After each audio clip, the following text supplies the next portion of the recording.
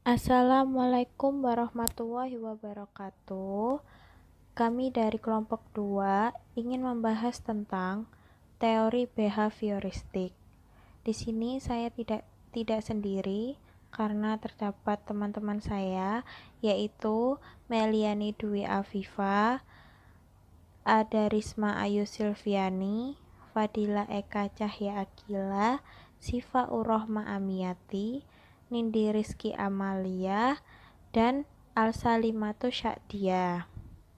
Di sini saya akan membahas tentang pengertian teori behavioristik.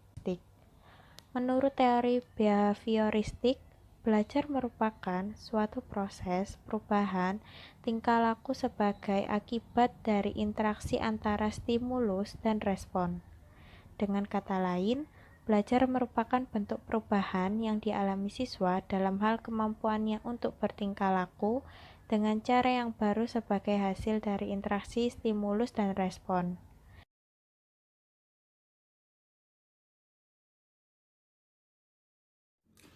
Tokoh-tokoh behavioristik. Yang pertama ada John B. Watson.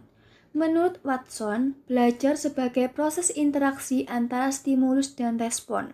Stimulus dan respon yang dimaksud harus dapat diamati dan dapat diukur. Yang kedua ada B.F. Skinner. Menurut Skinner, hubungan antara stimulus dan respon yang terjadi melalui interaksi dengan lingkungannya kemudian menimbulkan perubahan tingkah laku yang tidak.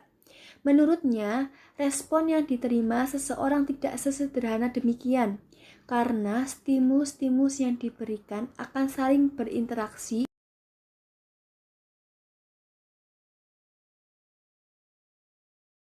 Ciri-ciri teori behavioristik. Yang pertama, mementingkan pengaruh lingkungan atau environmentalistis. Yang kedua, mementingkan bagian-bagian kecil atau elementaristis. Yang ketiga, mementingkan peranan reaksi atau respon.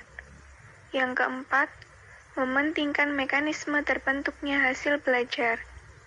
Yang kelima, mementingkan hubungan sebab akibat pada waktu yang lalu.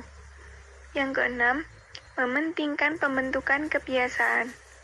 Yang ketujuh, ciri khusus dalam pemecahan masalah dengan mencoba atau gagal atau trial and error.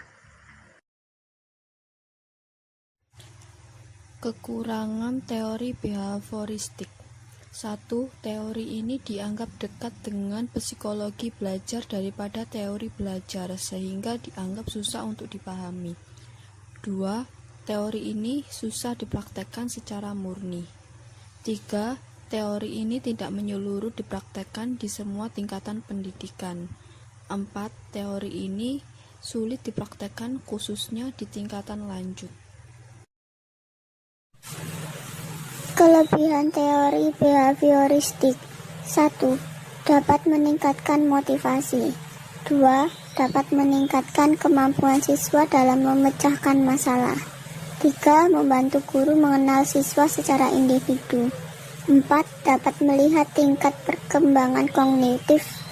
5. Dapat mempelajari materi pelajaran yang rumit.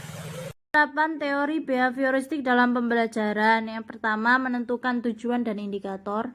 Yang kedua, menganalisis lingkungan belajar dan mengidentifikasi pengetahuan awal peserta didik. Yang ketiga, menentukan materi pembelajaran. Yang keempat, menguraikan materi pembelajaran menjadi bagian-bagian yang meliputi topik, pokok pembahasan, dan sub-pokok pembahasan. Yang kelima, menyajikan pembelajaran.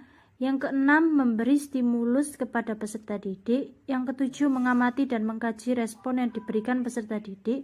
Yang kedelapan, memberi penguatan baik yang positif maupun negatif.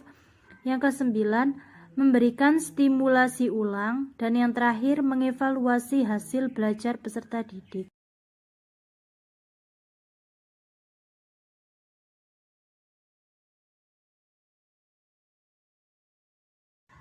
Permasalahan dan penyelesaian ketika menerapkan teori behavioristik. Salah satu permasalahannya yaitu kegiatan belajar menjadi kurang menyenangkan, di mana proses pembelajaran behavioristik juga memungkinkan kegiatan belajar menjadi kurang menyenangkan bagi siswa. Guru bersikap otoriter, yang artinya guru itu bersikap semaunya sendiri dan tidak mau mendengarkan pendapat orang lain atau dari peserta didik. Penyelesaian terhadap masalah tersebut yaitu menciptakan pembelajaran yang menyenangkan dan mendukung pembelajaran yang baik untuk memperbaiki perilaku anak. Karena sebagai guru harus bisa membuat situasi belajar yang mana peserta didik tersebut berpartisipasi aktif dalam pembelajaran.